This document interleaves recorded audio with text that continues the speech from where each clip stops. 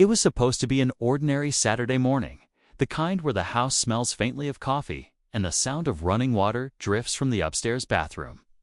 My son Marcus had just come back from basketball practice, sweat still on his forehead, a tired but happy grin on his face. He grabbed a towel, headed straight for the shower, and I thought nothing of it. But just 10 minutes later, I heard shouting from upstairs, sharp, accusing words that didn't belong in our home. By the time I rushed up, the bathroom door was wide open, steam spilling out. And there she was, Karen from next door, standing, with her arms crossed like she'd caught someone committing a crime. Her voice was loud, rattling the hallway, accusing my son of being somewhere he shouldn't and acting suspicious. My son, still dripping from the shower, stood frozen, clutching his towel and looking more confused than anything else. Karen's eyes darted between us. Her face flushed, claiming she had the right to check because she heard something unusual. But there was nothing unusual about it. Marcus was simply taking a shower in our own home. She didn't care. She kept talking over us, her voice getting louder, insisting that someone should call the police before she handled it herself. My heart pounded. I could see the fear in my son's eyes, the kind of fear no teenager should feel just for trying to clean up after practice. I tried to get her to leave, but she took a step closer, muttering something about trespassing and making an example. Then she reached for her phone, scrolling with determined fingers, and I realized she wasn't bluffing. She was really going to call. That was the moment I knew this was about to spiral far beyond anything I'd imagined, and I had seconds to stop it. Karen had been our neighbor for almost 3 years, and in that time, she'd made herself known for getting into other people's business.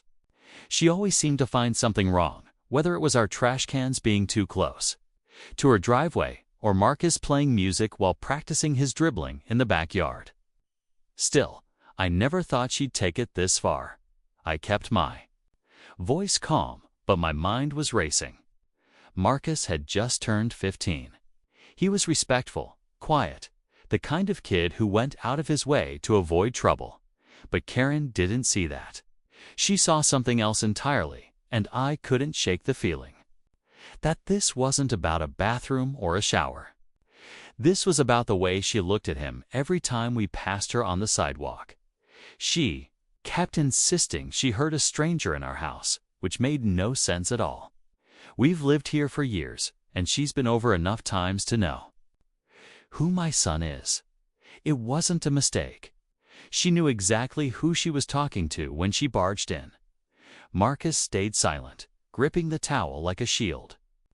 His breathing was quick, his eyes darting toward me, waiting for me to say something that would make her stop. I tried to reason with her, but every word seemed to make her more determined. She muttered about keeping the neighborhood safe and making sure rules are followed, even though there were no rules being broken. Then she started asking questions that made my skin crawl. Where had Marcus been that morning? Why was the door locked? Why was the water running so long? It wasn't curiosity, it was an interrogation. Her phone was still in her hand, thumb hovering over the call button. My stomach tightened as I realized she was about to make it official, to bring someone else into this who might not see the truth either. And the worst part? Had no idea what she'd say when they answered. Before I could say another word, Karen turned halfway toward the stairs and started talking loud. I took a deep breath before answering, my voice steady but firm. On the other end, a calm voice introduced themselves as the responding officer, already on the way. I explained in clear detail what had actually happened, Marcus taking a shower in our own home, Karen barging in without permission, and her twisting the situation. My words came out measured, but inside I was bracing for the possibility they might still not believe me. Karen tried to interrupt, raising her voice and throwing in accusations, but Mr. Hall stepped forward, holding up his phone like a shield. "Officer," he said loudly enough for the speaker to pick up, I have the entire thing on video from the moment she went in uninvited. You're going to want to see this." The hallway went quiet, except for the faint sound of the officer acknowledging him. When the police arrived minutes later, the tension snapped into a charged stillness. The lead officer asked everyone to step back, his eyes scanning the scene. Marcus was still wrapped in his towel, shivering slightly, not from cold, but from everything that had just happened. Karen launched into her story, but this time, she didn't have the room to control the narrative. Mr. Hall's video played right there in front of them, showing her barging in, confronting Marcus, and making baseless claims. The officer's expression changed as the truth became clear. He turned to Karen, his tone clipped, asking why she thought it was appropriate to enter our home without permission. She stumbled over her words, and for the first time, she seemed unsure. It felt like the nightmare was finally ending until the officer turned to me and said, "We'll need to talk about something else we noticed in the footage."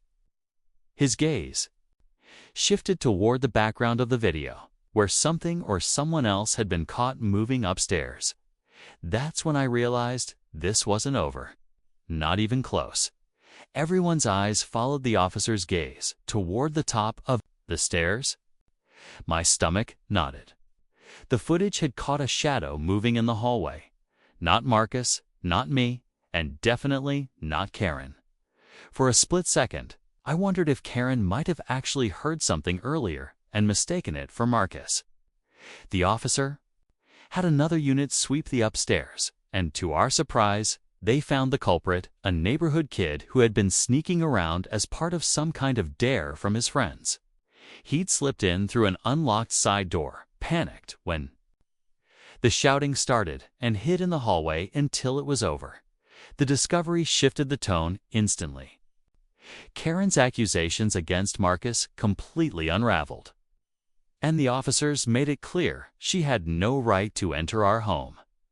Mr. Hall's video became more than just proof.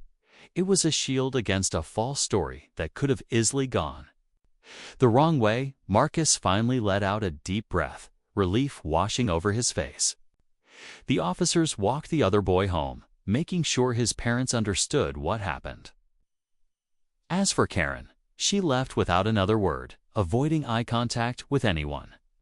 The buzzing in the neighborhood quieted, though I knew the whispers would linger for a while. Standing there in the silence afterward, I realized how quickly a simple morning could turn into a chain of events no one saw coming. It was a reminder of how important it is to speak up, to protect each other, and to make sure the truth has a voice. Marcus went back upstairs to finish his shower, this time with the door firmly locked. And as I watched the steam rise again from under the bathroom door, I felt grateful, not just that the truth had come out, but that we had neighbors willing to stand up for it.